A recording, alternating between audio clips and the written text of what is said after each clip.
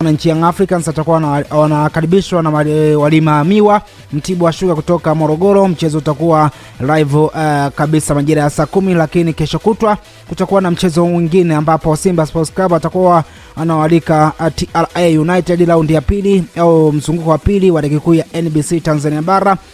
Na baada mada yetu itajikita hapo sasa kwamba baada ya sare hawa kutoka kwa vigogo wa ligi kuu Simba, Yanga, Azam kuelekea mchezo ujao, unaona ni mchezo ya aina gani kiushindani baina ya timu ambazo wanaanza kukutana. Tukianzia kitaifa sasa, NBC Premier League, Mtibwa Sugar watakuwa dimba la Jamhuri Dodoma wakiwaalika Young Africans. Timu hizi zinaingia katika mchezo huu zikiwa kila mmoja hajapata ushindi mechi mbili za mwisho, na unapozungumzia Mtibwa naye amekuwa na matokeo ambayo si rafiki sana katika namna anavyocheza katika mechi yake chini ya Yusuf Chipo, kocha mkuu wa Mtibwa Sugar. Tunaona kwa mechi za hapa kati hapa mechi amepoteza mechi nyingi sana, tofauti na awali ambapo walitoa mechi kuanzia ile mechi ya Simba alikuwa na kiwango bora sana, lakini mechi za hivi karibuni imekuwa Mtibwa ya kuingia na toka katika namna viwango vya benchi kwa benchi la ufundi pamoja na wachezaji wenyewe. Na ukiangalia katika namna ya timu hizi jinsi wanavyocheza, kwanza unapozungumzia mechi za hivi karibuni, Mtibwa Sugar kwa fomu yake ameweza kupoteza au alipoteza dhidi ya Azam FC magoli 3-0, akafungwa na Singida Black Stars magoli 3-1. Magoli ya Azam FC yalifungwa na Faisal Salmu Feitoto magoli 2 na pamoja na Ngita Jini Jacques Ngita. Ilikuwa ni mwezi wa pili 25 2026, mchezo ambao ulichezwa majira ya saa 3:30. Kwa hiyo Mtibwa Sugar akapoteza, lakini wakacheza pia na Singida Black Stars. Singida Black Stars ikamfunga Mtibwa Sugar goli 3-1. Magoli ya tunazungumzia Mosi Ndumwemwe dakika ya 5 tu ya mchezo, Malanga Hoso Mwaku dakika ya 16 ya mchezo, Kennedy Juma dakika ya 54 ya mchezo. Lakini kwa pande wa Mtibwa Sugar goli la kufutia machozi angalau lilifungwa na Lazini Hafidhi dakika ya 88 ya mchezo. Wakacheza na Mashujaa FC, Mtibwa Sugar pale Jamhuri akapoteza goli 3-1. Magoli ya Mashujaa yakifungwa mechi yake ya kwanza kabisa Jamhuri Kiweru. Magoli ya Mashujaa yalifungwa na Haji Chenda dakika ya 38, Jafari Kibaya dakika ya 75, Abduli Bakari dakika ya 90, huku goli la kufutia machozi kwa pande wa Mtibwa Sugar likifungwa na Frederick Magata dakika ya 82 ya mchezo kwa mkwaju wa penati. Ilikuwa tarehe 13 ya mwezi wa pili 2026 majira saa 12:30 mchezo ulipigwa, lakini wakaja kacheza na Namungo, Mtibwa Sugar akiwa nyumbani. Mechi zote alikuwa nyumbani, wakatoa sare ya 1-1. Goli la Mtibwa Sugar lilifungwa na Saidi Mkopi dakika 45, huku goli la pande wa Namungo lilifungwa na Cyprian Kipenye dakika ya 37. Mchezo huo na wenyewe uliisha hivyo, lakini Mtibwa Sugar kaja kupata ushindi dhidi ya Tanzania Prison. Ilikuwa ni tarehe 2 ya mwezi wa pili mwaka 2026 majira ya saa 10. Magoli na Mtibwa kufungwa na Frederick Mgata dakika 38 kwa mkwaju wa penalty, Ismail Mhesa dakika 89, huko goli la Tanzania Prison ikifungwa na George Enoch Mpore kwa mkwaju wa penalty. Katika mechi 5 Mtibwa Sugar alizocheza kapoteza mechi 3 kwa kiwango kikubwa cha magoli 3 kwa kila mechi. Kapoteza na dhidi ya Azam goli 3-0, kapoteza dhidi ya Singida Black Stars goli 3-1, kapoteza dhidi ya Mashujaa goli 3-1, katoa sare na Namungo goli 1-1, kamfunga Tanzania Prison goli 2-1. Maana yake katika mchezo hii 75% Mtibwa Sugar amepoteza, amekuwa na kiwango kibovu kwa namna anavyocheza katika namna ya ligi. Lakini ukija kwa upande wa Young Africans, mechi waliocheza ambapo majuzi walicheza ilikuwa tarehe 18 mwezi wa 3 2026, walicheza na TRA United, mchezo ambao ulitamatika kwa sare ya bila kufungana. Wakacheza pia na Azam FC, ilikuwa tarehe 15 Machi 2026 saa 2:30 usiku, ilikuwa Jumapili. ambapo walitoshana sare bila kufungana, wakacheza na Tanzania Prison. Ilikuwa ni tarehe 12 mwezi wa 3 2026 saa 2 kamili usiku, ambapo Young Africans ilibuka na ushindi goli 1-0 goli la Laurindo Elio Depu dakika za jioni kabisa ya mchezo. Depu dakika 79, lakini akacheza na Singida Black Stars akamfunga goli 3-0. Magoli tunakumbuka magoli ya Prince Mpume Dube, goli la Alan Okero, Mdathiri Yahya Abasi. Na mchezo mwingine ni zili ya Simba ambao alitoa sare bila kufungana. Katika mchezo mitano Yanga aliyocheza katoa sare 3 za tasa bila kufungana. Kafunga mechi 2 dhidi ya Singida na dhidi ya Tanzania Prison. Katika namna ya mechi 5 Young Africans alizocheza, mechi 5 za hivi karibuni alizocheza, amescore magoli 4 katika mechi 5 alizocheza. Kamfunga Singida, kamfunga Tanzania Prison, lakini hajaruhusu goli lolote na clean sheet 5 katika mechi zilizopita.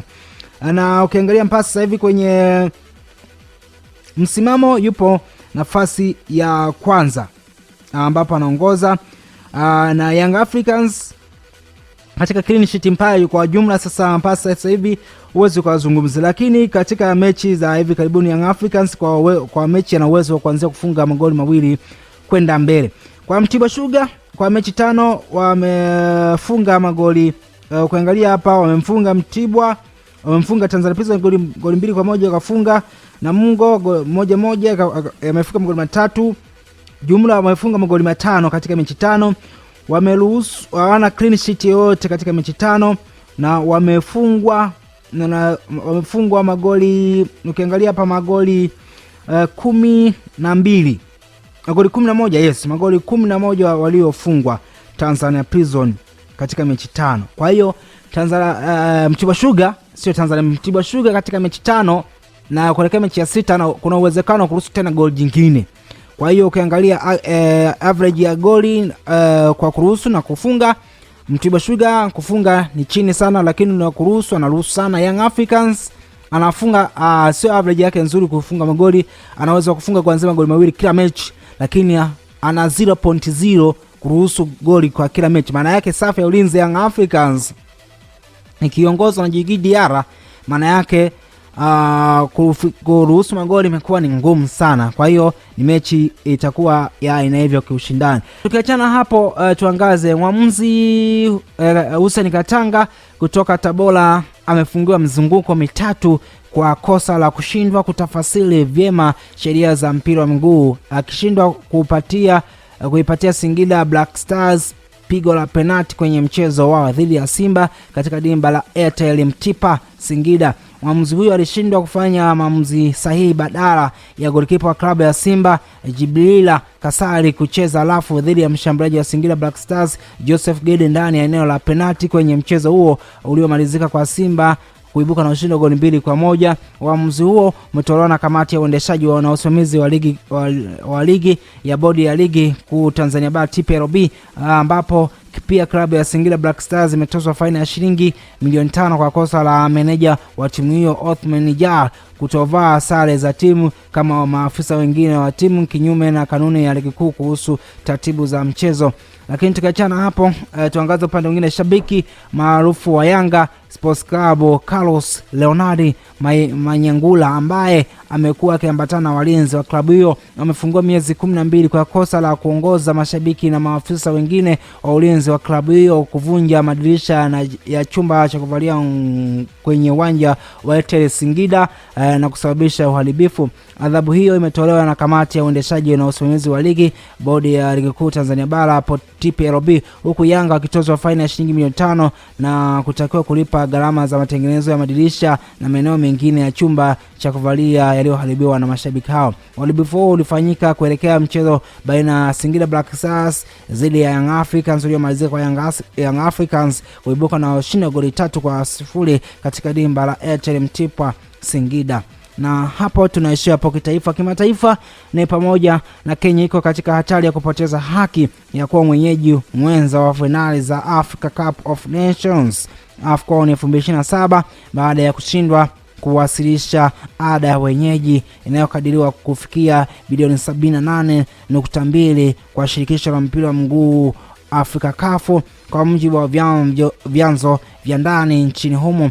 Katibu mkuu wa Wizara ya Mchezo Elijah Mwangi aliambia kamati ya bunge ya mchezo na utamaduni kuwa malipo hayo yanapaswa kufanyika ifikapo Machi 30, 2026 chini ya zabuni ya pamoja ya East Africa pamoja inayoshirikisha Kenya, Uganda na Tanzania. Inaelezwa kuwa Uganda na Tanzania tayari zimeshalipa mchango yao, huku Kenya ikiwa bado haijatekeleza wajibu huo. Kushindwa kufikia muda uliowekwa kunaweza kudhoofisha uaminifu wa nchi hiyo kama wenyeji wa mashindano hayo makubwa barani Afrika. Aidha, kumeibuka na wasiwasi kuhusu maandalizi na miundombinu, ambapo viwanja vya Kasarani Stadium, Nyayo Stadium vinatajwa kwenda visikamilike kwa wakati kulingana na ratiba ya CAF ndani ya miezi 6 ijayo.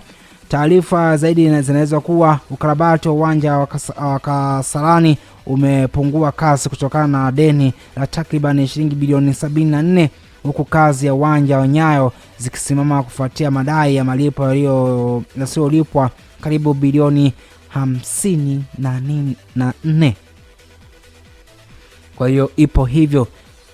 Kwa hiyo Tanzania tuombe wenzetu wamalize, kwa sababu hii inaweza kudhoofisha hata sisi. Kwa mfano mataifa kibaki mawili, Uganda na Kenya.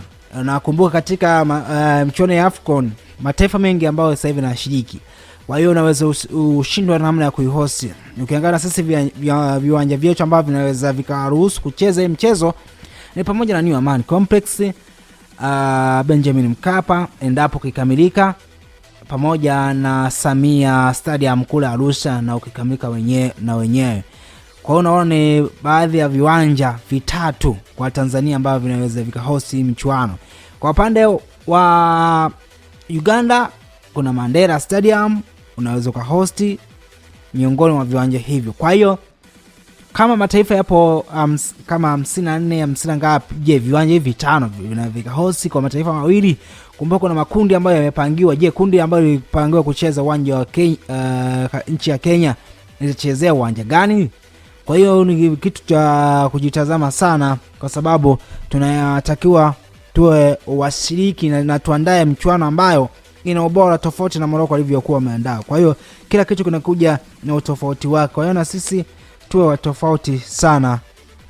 Tuwazidi kuombea tu Morocco nao wamalize vizuri katika namna ya uandaaji na kulipa ada yao ambayo wanatakiwa wailipe kwa ili wapate kibali cha kuandaa mechi hizo.